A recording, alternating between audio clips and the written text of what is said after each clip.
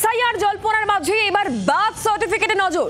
বিহারে এসআইআর এ বার্থ সার্টিফিকেটে এবার বিশেষ নজর দেওয়া হচ্ছে এমন একটা প্রেক্ষাপট, এই প্রেক্ষাপটে দাঁড়িয়ে জন্মের যে শংসাপত্র তাতে এবার বিশেষ নজর। সমস্ত হাসপাতালে মেডিকেল অফিসারকে এই দায়িত্ব দেওয়া হচ্ছে।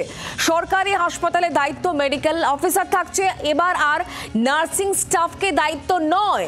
বার্থ রেজিস্ট্রেশনের দায়িত্বে থাকবেন একজন অফিসার। জন্মের শংসাপত্রে ঘুঘুর বাসা ভাঙতেই কি তাহলে এই উদ্যোগ?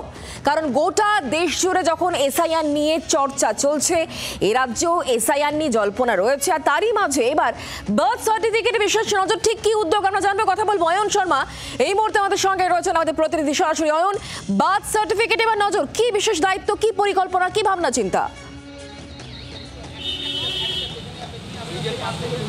দেখো, তোমাকে বলে রাখি, ইতিমধ্যে তুমি জানো যে বিহারে এসআইআর চালুর ক্ষেত্রে জন্ম সার্টিফিকেটকে একটা বিশেষ গুরুত্ব দেওয়া হয়েছে।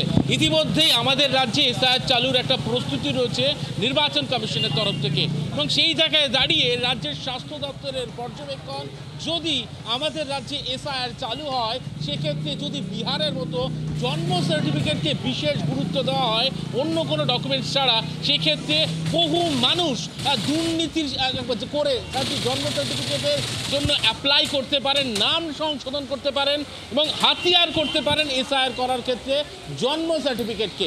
যে কারণে ইতিমধ্যেই রাজ্যের প্রত্যেকটি হাসপাতালে রাজ্যের স্বাস্থ্য দপ্তরের তরফ থেকে ইতিমধ্যেই গাইডলাইন, কড়া গাইডলাইন পৌঁছে গিয়েছে। সেখানে বলা হচ্ছে নার্সিং স্টাফদের তারা একেবারে বার্থ রেজিস্টার হিসেবে কাজ করতেন, সেই জায়গায় একজন করে মেডিকেল অফিসারকে এবার থেকে দায়িত্ব দেওয়া হলো।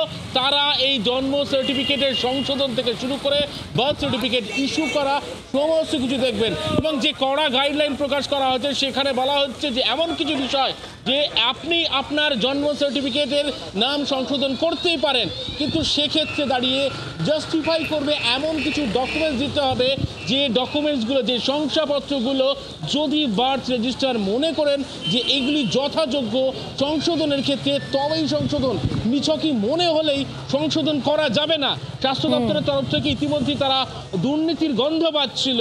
এসআইআর চালুর আগে কি বিভিন্ন জেলাতে যেভাবে অভিযোগ আসছিল মুখ্য স্বাস্থ্য আধিকারিকদের কাছে যে এত হিড়িক পড়ে গিয়েছে জন্ম সার্টিফিকেটের সংশোধন নিয়ে, সেখান থেকে সন্দেহ করা হচ্ছে যে এসআইআর চালুর আগে এইভাবে জন্ম সার্টিফিকেটের সংশোধন করার কি হিড়িক পড়ে গিয়েছে। তোমার হয়তো মনে থাকবে দক্ষিণ চব্বিশ পরগনাতে প্রায় 4000-এর মতো ভুয়ো বার্থ সার্টিফিকেট পাওয়া গিয়েছিল। সেই ঘুঘুর বাসায় এবার ভাঙতে নয়া উদ্যোগ নেওয়া হলো। অয়ন, তুমি নজর রাখো। ধন্যবাদ আমাদের সঙ্গে থাকার জন্য। মেডিকেল অফিসার কি বলছেন শোনাবো।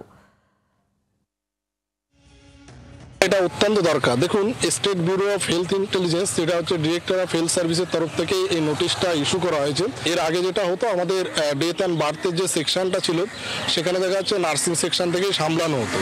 রিসেন্টলি হচ্ছে রেজিস্ট্রার নিয়োগ করা হয়েছে একজন ডক্টরকে, মেডিকেল অফিসারকে, এবং সাব রেজিস্ট্রার হিসেবে একজন নার্সিংয়ের উচ্চ পর্যায়ের তাদের যে অথরিটি হয় তাদের করা হয়েছে।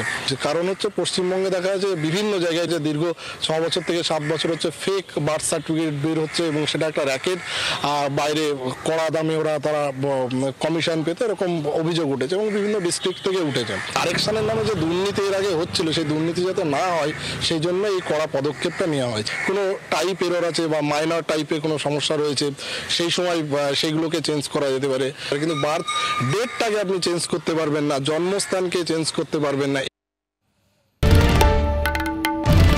বাংলার আওয়াজ, বাঙালির আবেগ, জি 24 ঘন্টা।